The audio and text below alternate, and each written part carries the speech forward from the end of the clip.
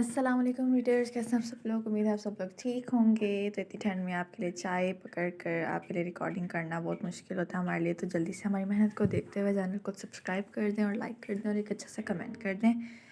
چلیں شروع کرتے ہیں۔ اسے کہنا جہاں ہم نے بچھڑتے وقت لکھا تھا، کوئی رت ہو کوئی موسم ہو، محبت مر نہیں سکتی، وہیں پر لکھ گیا کوئی تعلق چاہے کیسا ہو، بالآخر ٹوٹ جاتا ہے۔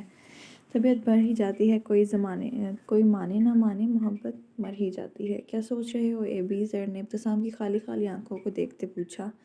تم بہت محبت کرتے ہو نا زری سے؟ ابتسام نے الٹا اسے سوال ہی پوچھ ڈالا۔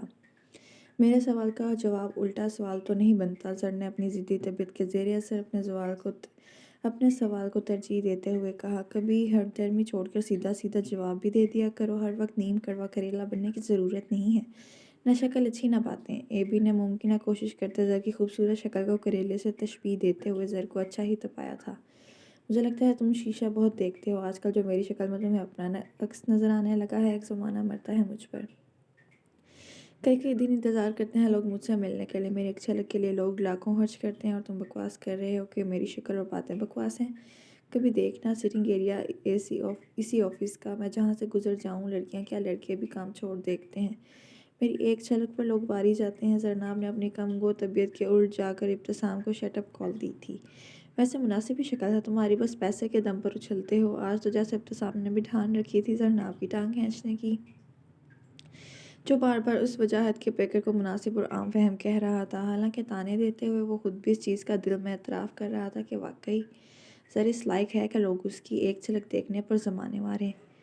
دودھیا رنگت پر ستوا ناک، اس پر ظلم ڈھاتے اس کے گالوں کے گڑھے جو ہر وقت الگ ہی نمایاں رہتے تھے۔ زر کو ہنسنے کی تکلف میں پڑنے کی بھی ضرورت نہیں تھی، ڈمپل تو ایسے اس کے دونوں گالوں پر موجود تھے جیسے خودوائے ہیں۔ زر کی خوبصورتی کو چار چاند لگاتی اس کی اوشن بلو آئیز، وہ کسی طور بھی یونانی دیوتا سے کم نہیں تھا۔ چہرے کی خوبصورتی سے ہٹ کر اس کی چارمنگ پرسنالٹی دیکھنے والے کو لمحوں میں مرعوب کرنے کا ہنر رکھتی تھی۔ پیسہ تو اس کے بائیں ہاتھ کی میل تھا، جس کے حصول میں زر نے جائز ناجائز کی تفریق ہی مٹا دی تھی، اور اب وہ اتنا امیر تھا کہ آرام سے بیٹھ کر ساری زندگی کھا سکتا تھا۔ وہ کہتے ہیں نا، حسن ہو تو نزاکتیں آ ہی جاتی ہیں۔ زر کو دیکھ کر اس مثال کو بخوبی سمجھ آتی تھی۔ وہ حسن کا شاہکار اگر اپنی ایک جھلک کے لیے لوگوں کو ترساتا تھا تو رائے گاہ نہیں تھا، وہ تھا ہی ایسا دلکش جو ایک بار دیکھے بار بار دیکھنے کی چاہ رکھتا تھا۔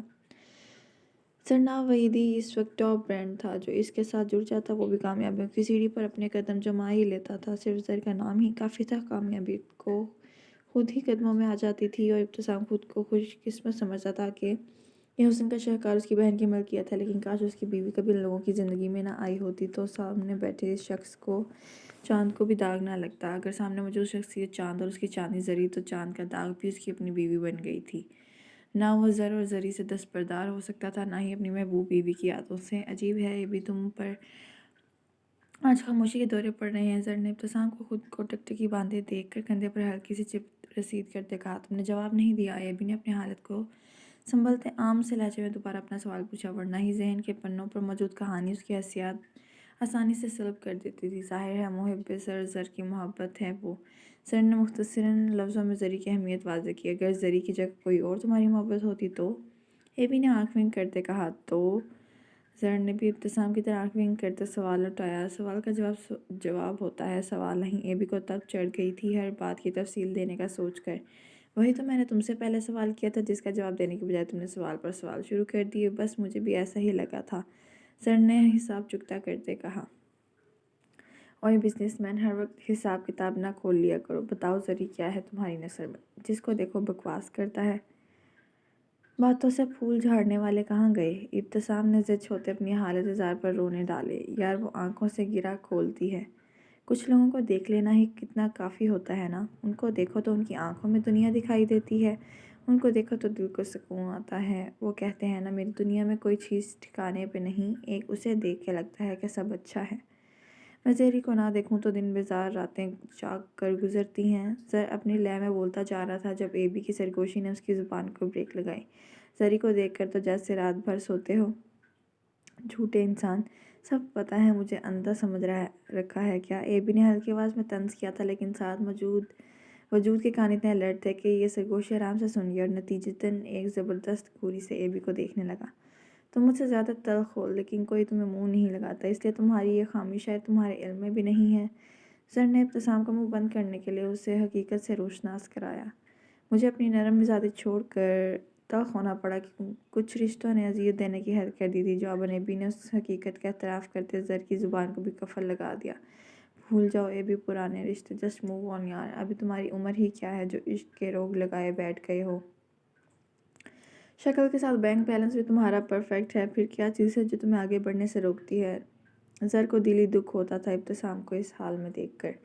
جہاں ابتسام کی عمر کے لوگ ان کے سامنے ہی اپنے پارٹنر کے ساتھ اتنے خوش باش نظر آتے تھے، وہی اے بھی ایسی ہی پارٹیز میں ایک الگ کونے میں بیٹھا الکوہل کی کمپنی انجوائے کرتا تھا۔ 25 سالہ ابتسام نے زندگی کے ہر رنگ جیسے خود پر حرام کر لیے تھے۔ زری کی طرح وہ بھی حسن کی دولت سے مالا مال تھا، خوش شکل، جاندار آنکھیں، میٹھی مسکان، ذہنی قابلیت، سوبر شخصیت، ہر چیز میں وہ زرناب کی ٹکر کا ہی تھا، لیکن ایک عشق کا روگ ایسا لگایا بیٹھا تھا کہ چاند گرہن لگ گیا ہو۔ حیرت ہے یار تجھ کو میرا دکھ نہیں پتا، حیرت ہے یار تجھ سے بھی کہنا پڑا مجھے۔ ایک روز اس نے مجھ سے کہا اپنی حد میں رہ، پھر کیا اپنے آپ میں رہنا پڑا مجھے۔ زندگی ہمیشہ آگے بڑھنے کا نام نہیں ہوتی، کبھی کبھی کچھ حادثات انسان کے پاس سانسوں کے علاوہ ہر چیز کی خواہش کو ختم کرنے کا ہنر رکھتے ہیں۔ اگر میں زندہ ہوں تو بس انصاف کے لیے، جس دن میری بیوی کو انصاف مل گیا میرے جینے کا مقصد بھی پورا ہو جائے گا، اے بی نے دو ٹوک انداز میں کہا۔ کچھ لوگوں کا اس دنیا سے چلے جانا ہی بہتر ہوتا ہے اے بی، جو حالات بن چکے تھے اس کے بعد بھی اگر وہ زندہ رہتی تو شاید تم کسی موڑ پر ان سے نفرت کرنے لگتے۔ ایسا میں اس لیے نہیں کہہ رہا کہ وہ حادثہ میرے سامنے ہوا تھا، بلکہ اس لیے کہہ رہا ہوں کہ اس سے پہلے کہ ان کی زندگی بھی پھولوں کے بستر پر نہیں گزری۔ سر نے ہر دفعہ کی طرح اس طرح بھی دلاسا دیتے کہا، جیک مر چکا ہے اور جلد ہی باقی بھی اپنے انجام کو پہنچ جائیں گے۔ ابتسام نے زر کی ہر بات کو اگنور کرتے کہا، ان کے مرنے سے تمہاری بیوی واپس آ سکتی ہے کیا؟ ابھی زر پوچھ ہی رہا تھا کہ ٹیلی کام سے گوہر خان کی آمد کی اطلاع موصول ہوئی، یہ کمینہ یہاں کیوں آ گیا ہے؟ اے بی کی آنکھیں گوہر خان کا نام سن کر ہی سرخ ہو چکی تھیں۔ آفس میں لوگ بزنس ڈیل کے لیے ہی آتے ہیں اے بی، اگر تمہارا پارا زیادہ ہائی ہو رہا ہے تو تم اندر جا سکتے ہو۔ زر نے اے بی کی حالت سمجھتے اسے آفس کے ساتھ ملحقہ بیڈ روم میں جانے کی دعوت دی تھی۔ میں آئی کم ان؟ ابھی اے بی کچھ کہتا اس سے پہلے ہی گوہر خان اپنی خوبصورت سیکرٹری کے ہمراہ دروازے پر کھڑا اندر آنے کا متمنی تھا۔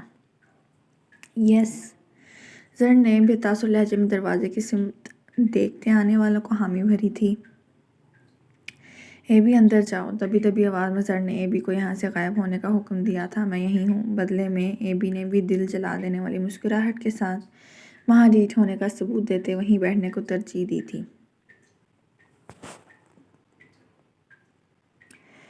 ہیلو ینگ مین، گوہر خان نے آداب کے تقاضے نبھاتے ہاتھ ملانے کی غرض سے آگے بڑھایا، لیکن زر نے عادتاً موجب اس کا بڑا ہاتھ اگنور کرتے اسے چہرے کے اشارے سے بیٹھنے کی دعوت دی۔ البتہ اے بی نے میز سے پین اٹھا کر اپنی انگلیوں میں گھماتے ارد گرد کو مکمل طور پر اگنور کیا۔ میٹنگ کا آغاز اتنا حیرت انگیز تھا کہ گوہر خان کو اپنا ٹیمپر لوز ہوتا معلوم ہوا۔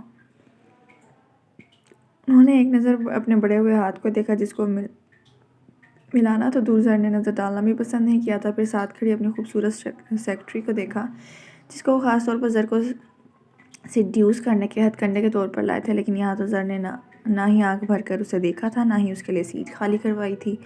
وہ قہر آلود نظریں زر کے بعد اپنے ساتھ والی کرسی پر بیٹھے اے بی پر ڈالتے ہوئے برابر والی نشست پر براجمان ہو گئے۔ کیسے ہو مسٹر زر؟ گوہر خان نے اپنا لہجہ حشاش پاش رکھتے ہوئے بات کا آغاز کیا۔ میرے خیال سے آپ یہاں اسپیشل میرا حال چال پوچھنے تو نہیں آئے؟ تو بہتر رہے گا کام کی بات کریں، زر نے طنز کرتے ہوئے کہا۔ اتنا گھمنڈ اچھا نہیں ہے مسٹر زر، میرے پارٹنر نے لاسٹ ٹائم اسمارٹ کلب میں سوسائڈ اٹینڈ کی ہے، جبکہ وہ آپ سے میٹنگ کی غرض سے گیا تھا۔ آپ سیدھا اس کیس میں پھنس سکتے ہیں، مطلب تو سمجھ رہے ہیں نا مسٹر زر؟ تو مجھے لگا آپ کو ایک نئی ڈیل پیش کر کے اس سارے معاملے سے بریز جمع کرنے میں مدد کر دوں۔ گوہر خان نے شاطر چال چلنے کی کوشش کی تھی، لیکن مقابل بھی زر تھا، گھمنڈ تو بنا ہی اس کے لیے تھا۔ اوہ واہ، یعنی گوہر خان دا زرناب وحیدی کو گھمنڈی بول رہا ہے اور کھلے عام دھمکی دے رہا ہے، اگر وہ ڈیل سائن نہ کرے تو جیل کی چکی پیسنی پڑے گی۔ واہ واہ، کیا ہی کہنے۔ اے بی نے تالیاں بجاتے ہوئے ایک جاندار قہقہہ بلند کیا تھا۔ زر ہمت تو چیک کرو اس گالی کی جو تم ایسی آفرز تمہارے ہی آفس میں بیٹھ کر دے رہا ہے۔ اے بی مسلسل پین کو اپنی انگلیوں میں گھما رہا تھا، اس نے زر کے علاوہ کسی دوسرے کو دیکھنے کی کوشش بھی نہیں کی تھی۔ کون ہو تم اور مجھے گالی دینے کی ہمت بھی کیسے کی؟ اپنے لیے ایسا ورڈ سنتے ہی گوہر خان نے ساری اخلاقی اقدار کو اوپر سے پش ڈال کر اٹھتے ساتھ ہی سیدھا ابتسام کی گریبان کو پکڑنا چاہا تھا، جس کو آسانی سے ابتسام نے ناکام بناتے ہوئے اس کے ہاتھوں کو قابو میں کرتے ایک زبردست مکہ اس کے منہ پر رسید کیا تھا، جس سے گوہر خان کو اپنا جبڑا ہلتا ہوا محسوس ہوا۔ خون کا ذائقہ محسوس کرتے اس کے باقی لوگوں کی موجودگی میں مکہ بہت ہتک امیز لگا تھا۔ خوبصورت دوشیزہ کا سودا کرنے والا دلال ہی کہلاتا ہے نا، یعنی اس پر کتنا بھڑکنے کی کیا ضرورت ہے؟ گوہر خان فضول میں منہ کی کھانی پڑی۔ ایبی نے تعصب سے کہا، تم فضول کوئی سے کام لینا بند کرو، یہ میری سیکرٹری ہے، کوئی کوٹے کی طوائف نہیں جس کے لیے تم ایسے ورڈز یوز کر رہے ہو۔ گوہر خان نے میز سے ٹیشو باکس پکڑتے اپنا منہ صاف کرنے کے بعد ابتسام کو کڑا جواب دیا تھا، طوائف ہونے کے لیے کوٹے سے تعلق رکھنا ضروری نہیں ہوتا مسٹر گوہر۔ کیا آپ کے سیکرٹری ہونے کی شرط یہ ہے کہ یہ لڑکی اخلاقیات سے گرا ہوا لباس سے بتن کرے، ایسا لباس پہنے جس سے اس کے جسم کے نشیب و فراز نمایاں ہوں؟ یہ سلیو لیس چست وی گلے والی شرٹ اور ٹخنوں سے اونچی ٹائٹس نما جینس پہن کر کیا ظاہر کرنا چاہتی ہے آپ محترمہ؟ آج کی ایپیسوڈ یہاں ہوئی ختم، جلدی سے لائک کریں، اس کا پارٹ 2 کچھ دیر میں آ جائے گا۔